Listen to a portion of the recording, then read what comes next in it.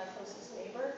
So not only was she my Sunday school teacher, my grandmother, my neighbor, she was a great friend.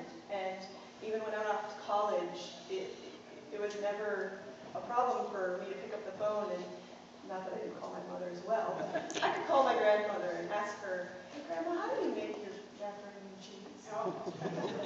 And she'd do her best, bless her heart, to tell me, and it was a little bit of this and a little bit of that, and I never quite got the mac and cheese right, but I do think that, you know, growing up next door to her, she was like my second mom, and if I was having a day where I just needed to get away, it was always Grandma's house. And the one thing I will always, always remember is when you walked into her house, the smell of homemade bread.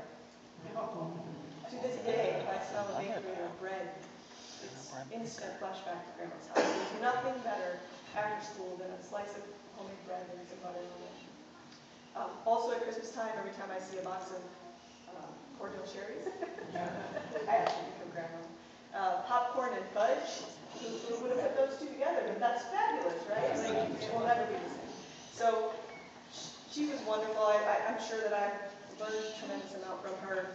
The parts of my life that are the baking and the gardening and the things that I didn't come up with on my own are definitely of my grandmother, and I will always cherish that. So